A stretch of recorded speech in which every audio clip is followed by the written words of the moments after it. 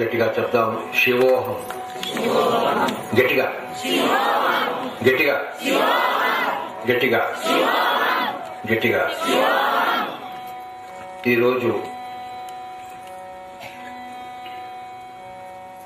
విశేషంగా ధ్యానం చేయడం కోసం కేటాయించబడింది సంవత్సరానికి ఒక రోజు.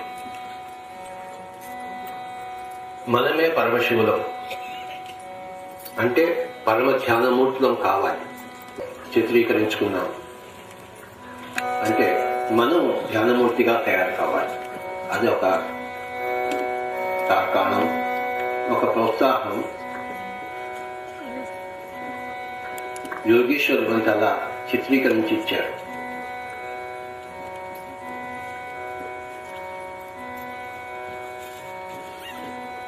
ప్రతిరోజు ధ్యానం చేస్తాం. ఈరోజు చాలా గొప్ప ధ్యానం చేస్తాం. శివోహం, నేనే శివుడిని.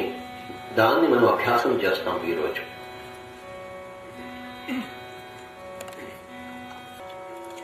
పక్క వాళ్ళు ఏం చేస్తున్నారో చూడడం కోసం మనం పుట్టలేదు.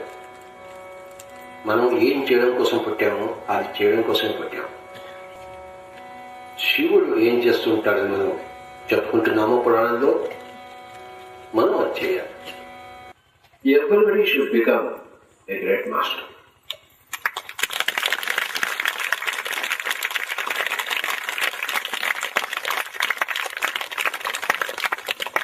నేను ఒక గొప్ప యోగిని కావాలి, ఒక యోగీశ్వరుని కావాలి, ఒక మాస్టర్ని కావాలి, ఒక మాస్టర్ ఆఫ్ మాస్టర్స్ ని కావాలి అన్నది ప్రతి ఒక్కరి ధ్యేయంగా ఉండాలి. ఏదో బతుకుదాం అని కాదు,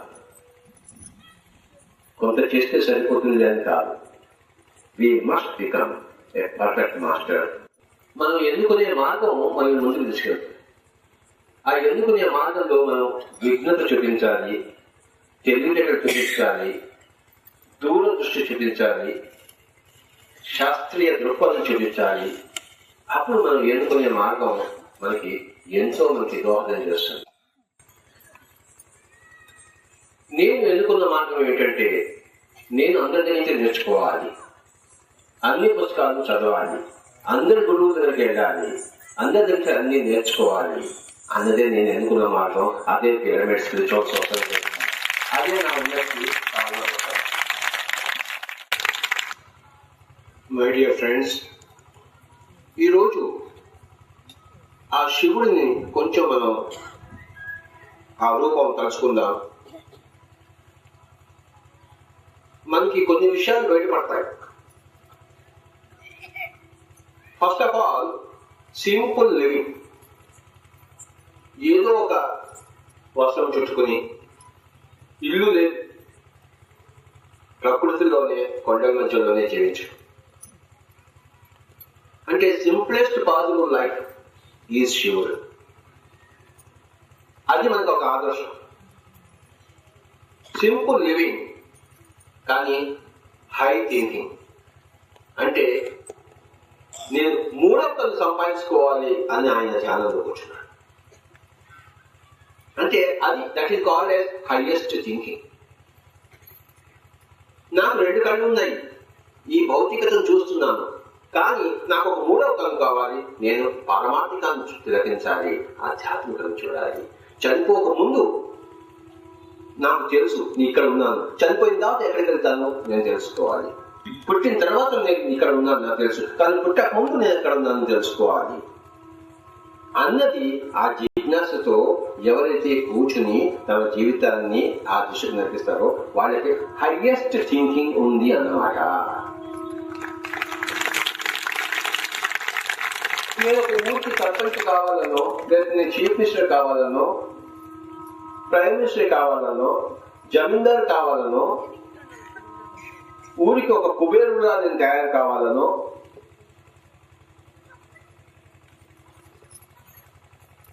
ఇవన్నీ కూడాను ఒక హైయెస్ట్ థింకింగ్ కి కావు. హైయెస్ట్ థింకింగ్ ఏంటంటే నేను 3వ కన్ను సంపాదించుకుంటాను. ప్రైమ్ మినిస్టర్, చీఫ్ మినిస్టర్, కుబేరుడు, జమీందారు వీరంతా కూడాను 2 కళ్ళ వాళ్ళే. కానీ నాకు 3వ కన్ను కావాలి అది నా జీవిత లక్ష్యం అనే కూర్చున్నాడు ఆ శివుడు. అలాంటి వాడు ఒక మాస్టర్. చెప్పని పోదాం అలాంటి మాస్టర్.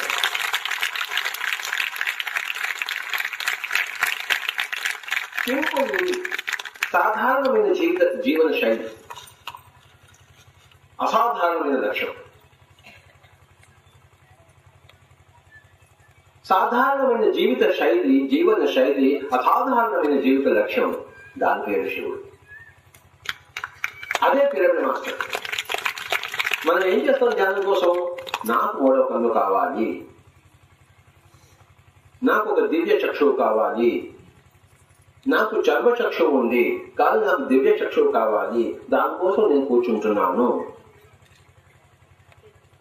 అందుకోసం నేను తిష్ట వేసుకుని కూర్చున్నాను. అది నా జీవిత లక్ష్యం. జమీందారు కావడం కాదు, కుబేరుడు కావడం కాదు, చీఫ్ మినిస్టర్ కావడం కాదు. ఎవరికి కావాలి చీఫ్ మినిస్టర్? ఎవరికి కావాలి ప్రైమ్ మినిస్టర్షిప్? ఎవరికి కావాలి జమీందారు? ఇంకోటి మీద ఆధిపత్యం.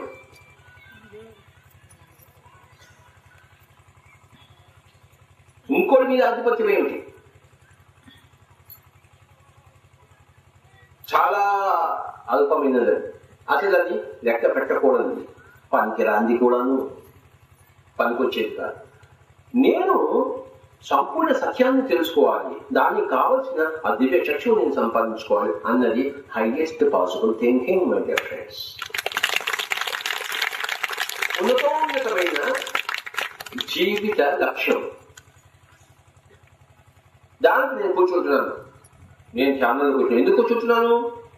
నేను నా మూడవ కన్నుని వికసింపజేసుకోవాలి. 6 చక్రాల్లో అన్నిటికన్నా ఉన్నతమైన చక్రం ఆజ్ఞా చక్రం, సుదర్శన చక్రము. ఇక్కడ ఆ సుదర్శన చక్రం, సుదర్శన చక్రము. సు అంటే హైయెస్ట్, దర్శనం అంటే అన్ని చూపించే ఆ చక్రం సుదర్శన చక్రం, ఆజ్ఞా చక్రం. దాన్ని గురు చక్రం అని కూడా అంటారు. గురు స్థానం. అక్కడ మనం గురువు అవుతాం. 2 కళ్ళ వాడు, లేకపోతే నేను జమీందారు కావాలి, కుబేరుడు కావాలనుకున్న వాళ్ళంతా వాడు లఘువు. 3వ కన్ను కావాలని కోరుకునేవాడు వాడు గురువు, బరువైన వాడు. ఇంకా చేయగలిగేవాడు. లఘు అంటే చేయగలిగేవాడు, అందువాడు సత్తా లేనివాడు. ఉప్పు అంటే ఎగిరిపోయేవాడు. ఉప్పు అంటే ఎగిరిపోయేవాడిని లఘు అంటారు. కదల్చలేని వాడిని, ఆ బరువైన వాడిని గురువు అంటారు. కనుక నేను మా గురువు ఎలా అవుతాడంటే, ఎవరైతే 3వ కన్నుని సంపాదించుకుంటాడో వాడు గురువు అవుతాడు, ఇంకొకడు వాడు.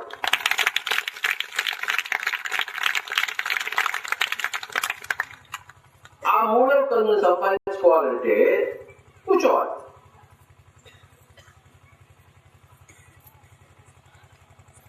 ఇంకా కూర్చోవాలి, మరింత కూర్చోవాలి. ఒళ్ళు నొప్పులు వస్తే కాసేపు లేచి అటు ఇటు తిరిగి మళ్ళీ కూర్చోవాలి. ఇవాళ కూర్చోవాలి, రేపు కూర్చోవాలి, రేపు కూర్చోవాలి, ఎల్లుండి కూర్చోవాలి. అది వచ్చేంత వరకు కూర్చోవాలి. That is a pyramid master.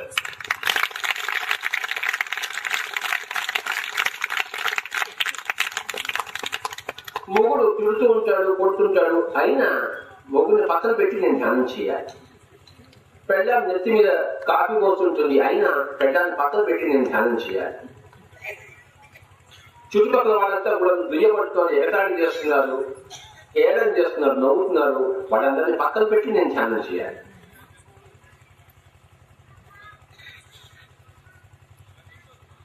గుర్రానికి కళ్ళెం కట్టినట్టు మన లక్ష్యానికి మనం కళ్ళెం కట్టాలి. అదే లక్ష్యం, ఇంకో లక్ష్యం లేదు. మొగుడు బాగుండాలి, జ్ఞానం కావాలంటే 2 లక్ష్యాలు ఉంటే 2 కుదరదు. అవ్వ కావాలి, బొబ్బ కావాలి అంటే కుదరదు. అవ్వ ఎలా అయినా పర్వాలేదు, నాకు బొబ్బ కావాలి. బొబ్బ ఉన్నది ఏమైనా పర్వాలేదు, నాకు అవ్వ కావాలి అని ఒక లక్ష్యం. గుర్రానికి కళ్యాణం కట్టినట్టు మన లక్ష్యానికి కళ్యాణం కట్టాలి. మొగుడికి ఎన్నైనా అవమానం సంపాదించుదాం, మొగుడు పక్కన పెట్టేద్దాం, నేను ధ్యానం చేయాలి. ఆ అవమానాలు ఏమిటి నార్మల్, అవి అనుభవిస్తాం. నాకు మూడో కన్ను కావాలి. ఉద్యోగం లేదు, డబ్బులు లేవు, ఆకలిగా ఉంది, ఆకలిగా ఉన్నాయి, నేను ధ్యానం చేయాలి. అవన్నీ పక్కన పెడతాం. ఆ లక్ష్యాలు దానికి సంబంధం లేదు. ఉన్నా ఒకటే, లేకపోయినా ఒకటే. నాకు కావాల్సిన మూడో కన్ను అంటే మన లక్ష్యానికి మనం కళ్ళెం కట్టాలి. లేకపోతే 360 డిగ్రీలు 9 లక్షలు కనబడతాయి. మూడు బాగుండాలి, ప్రజా బాగుండాలి, పిల్లలు పైకి రావాలి, నాకు జ్ఞానం రావాలి, అన్ని కోరం. నేను ఇప్పుడు గుంటూరులో ఉన్నట్టు నేను హైదరాబాద్లో ఉండలేను, హైదరాబాద్ ఉన్నట్టు గుంటకల్లో ఉండలేదు. ఒకటి కావాలంటే రెండు వదిలిపెట్టుకోవాలి.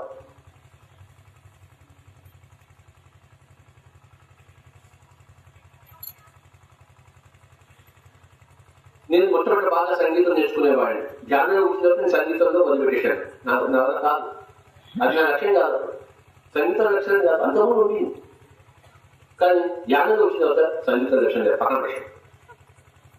నా జ్ఞానమే లక్ష్యం. ధ్యానంలో వచ్చిన తర్వాత ఇంకా పెళ్ళాం లేదు, విడలేదు, ఎలా ఉన్నా ఓకే, బతికినా చేసినా ఓకే.